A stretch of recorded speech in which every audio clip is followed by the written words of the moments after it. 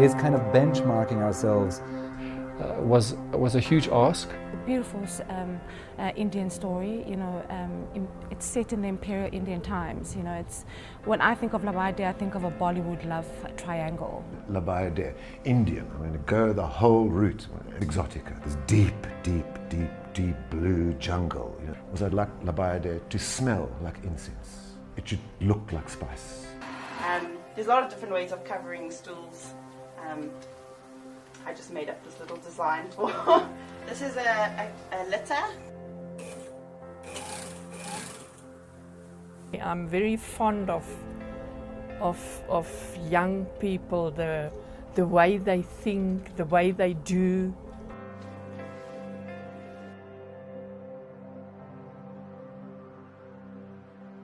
If I'm outwardly calm, that's a good thing, because inwardly I'm not so calm. And I think that won't change until that curtain comes down on opening night. The fact that they're in tutus, just their costumes, is highly exposing. You can see all their technique just from what costume they're wearing. I think the adagio is very difficult from a nerve point of view, and as a professional, your adagio has to be strong. It's basically balancing on one leg in the dark. Aspiring professionals of 13 up until 18 needed to be nurtured a little bit more. So we've started this academy which fundamentally trains these young students to become professional dancers. So when they come and join the company eventually, there's not that whole process of teaching them from the beginning on how we are training our dancers to become a Joburg ballet dancer. When I was 13 years old, I participated in the Val White bursary, which allowed me to come into the academy. I think the most exciting thing is just being a part of a professional company and having the experience to dance with them on stage. We provide them with an opportunity to work with a company such as we do now with Bayadere. What we're expecting of them is incredibly difficult. If you were to ask anyone else in the company, they'd probably say, I'm not nervous, I don't get nervous. But I do get nervous. I just hide it well. As the soloist, you have a lot of responsibility when you're doing a big ballet like the Bayadere. It's very important, and it's being performed for the best ballet companies around the world.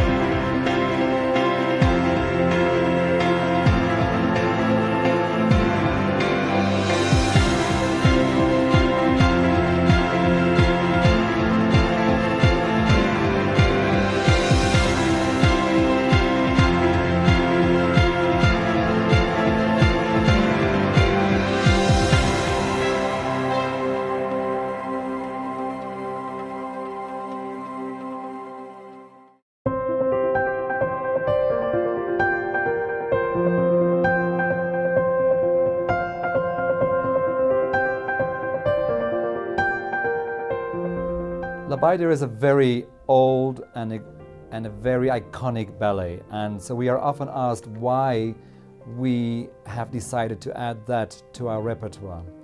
Well, the answer is basic, that around the world there are these big ballets that big companies do, and Joburg Ballet kind of joins the bigger companies in the world by staging this ballet. It is kind of benchmarking ourselves with the rest of the world to say, as small as our company is, we can also do these big ballets. And I truly believe that our principal casting and our whole production has now gotten to the stage where it really, really is becoming on par with the rest of the world. And Andrew Boerta's new sets, the new costumes that we had created, takes the ballet into the world realm of everybody being able to do it. And we are very fortunate that the company is now reaching that stage where even this company is being invited to travel and tour abroad. And that kind of is underwriting and confirming the work that the company is doing, and that we are trying to achieve the status of a world-class African ballet company. So the Joburg Ballet is based in Africa, on the southern tip of Africa. We are far from the rest of the world, and so we are often not thought of as a ballet destination. And we have to do these productions that will place us in the minds of the world, and also that will give the dancers in South Africa a feeling of accomplishment. When I found out we were doing Le Bayadere, I was both excited and nervous, purely because I understand how huge the production is. Part of Le Bayadere and the excitement about Le Bayadere is the masses of dancers on the stage. That's what makes Le Bayadere. So obviously, coming from a company that is really quite small, for whatever reasons, financial, what have you, we don't have the numbers. I thought, how are we actually going to do this? All very well saying, get ballet dancers off the street and put them onto stage, fantastic, but you have to uphold the standards. So I think I was traumatized at the idea of actually having to get a professional Le Bayadere up with non-professionals. The company is small at the moment, relative to international companies around the world, but even they're starting to cut back down. Finances are tough all over the place. So the decision for us to do Le Bayadere with a company this size was a huge ask. A company with about 30 dancers in total staging La Bayadere is unheard of. It's impossible, people would tell us. And yet we are proving that it is. We have hired many ad hoc dancers. We have used the academy of the company to work with, and we've worked with them for months to ensure that we don't sacrifice the standard of the quality and the quality of the production. The dancing has to be of world-class proficiency and technical standard.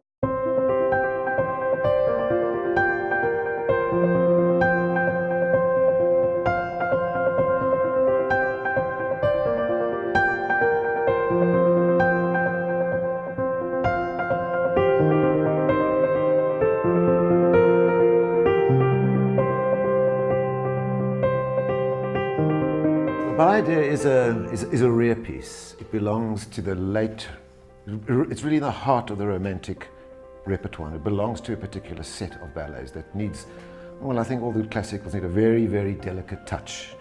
You know, I think it's so easy to overwhelm the production with too strong a design. And a couple of years ago, for the same ballet company, I did a Le Corsaire, also a rare piece. And it was delicately designed, and it was very, very successful. The subject matter of Le Corsaire, as a lot of the ballets of that period were, there was a lot more travel in the world. Designers, choreographers were traveling, and they started to get involved with the East and the Orient, and this was the greatest thing imaginable. Le Corsaire, for example, is based on a poem by Byron, so it's this incredibly romantic view of the East. So on the one hand, I think one's got to look at these kind of things and say, fine, one, it's a ballet, the audience expects to be taken somewhere. I try and explain what is set design. It's the setting rather than a set. What is the location of it? I think the French describes it best, mise en scène, to describe the scene, the setting of the piece, you know, as opposed to a set. And for years I've tried to convince people that we're not talking about a set, we're talking about how it feels for the audience. And so we try and recreate these places, some with historical reference, some bit fancified, to create this exotica. Le Corsaire was Arabian, so it was set in the desert, and I made it very dry and sandy, and I tried to make it look like watercolors of the period, like the traveling artists of the period were doing watercolors. And so it had, one, it did look like sets. You were in a harbor, there was a palace. It was Islamic in terms of the embellishment, so it was very specific. And it did create, I believe, that magic, you call this theory of magic, the curtain went up, and wow, for that moment, for the 2 hours, 3 hours, that indefinable thing, suspension of disbelief. And it was very successful. Bayadere, same, it's like a bookend almost to Le Corsaire. Indian though, so now we've got the same subject matter, as opposed there, the austerity of Islamic, now we've got Hindu. And because the two productions are not that far apart, I thought, well, they almost need to belong together as a set. So you can say we've got both of these exotic oriental ballets in the repertoire. But Bayadere, there's a lot more to it. The music's a little bit heavier, the choreography is a bit more sensual. And by this time too, ballet was getting nuder and nuder. There were a lot more midriffs on the girls, you were seeing a lot more flesh. It did become a lot more erotic, there's no question about it, and the exotica is a lot stronger.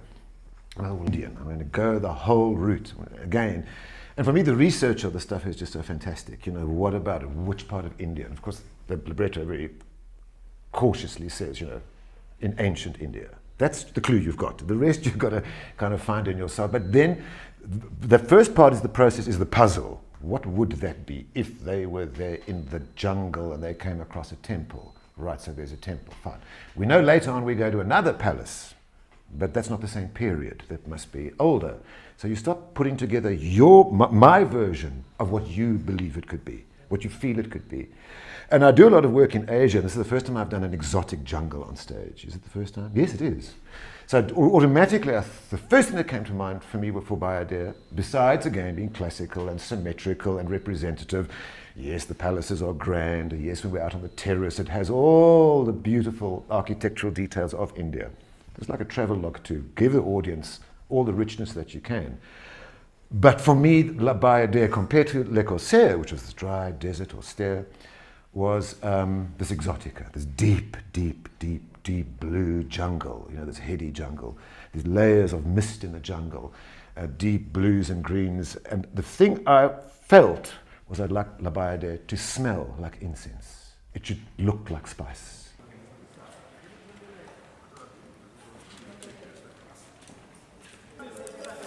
Sorry. That's the wrong ball. It should be on 32.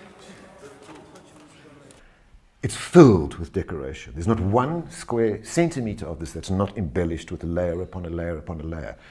The question comes here, but surely that's going to overpower the dancers. And for me, this is the multi-million-dollar question, is if a design, if you're not looking at the dancer all the time, I failed. Someone's got to strike that balance that during the design, no matter how beautiful the curves or arches may be, is to find a point where when you see that human form on stage, your eye cannot leave it. The rest really is background. With the technology, yes, I can get a feeling of space. And for me, that volume on space is important, the negative space that this thing takes place in. That's far more arresting than a piece of decor. So how do you create that space? So when the dancer comes on stage, your peripheral vision goes and you get sucked into that performer and the emotional content of that dancer. That's kind of the base, if you like, of Bayadere. Well, one of the biggest things, audiences want production. It's a fact. It's a fact, and production is the whole kind of thing. There's no doubt about it that to give an audience a big production is very, very difficult these days because of the physical costs. To build a big production, a big ballet or big opera or music for that matter, the costs are actually prohibitive. We're talking millions now, and it's very, very difficult for any management to be able to afford that kind of budget. So along the way with all this digital kind of stuff, I discovered this inkjet printing technology, which is fantastic. Whatever I render out, I can actually print that in the best resolution, the best color, the best whatever. It comes very wide, this particular material. So we can actually get decent widths onto the stage, and it comes any length. So it's seamless. So if you can't backlight it and you start seeing seams, then it falls to pieces. If you can keep the illusion of it being clean and immaculate, then you've got a chance.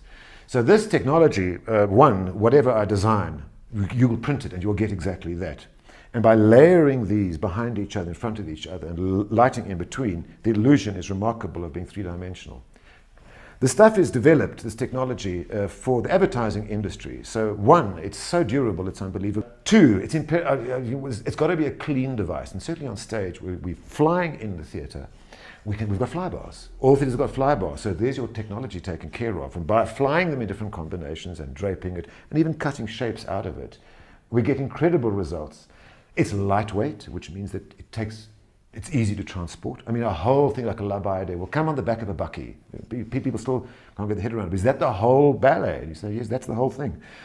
And also because of time on stage too, we don't have a week to move in with a new set. We've got to move in, generally in Johannesburg, well, most theatres in South Africa, you're lucky if you can move in, well, you move in on the Monday, say over a week. The previous production might have finished on the Sunday.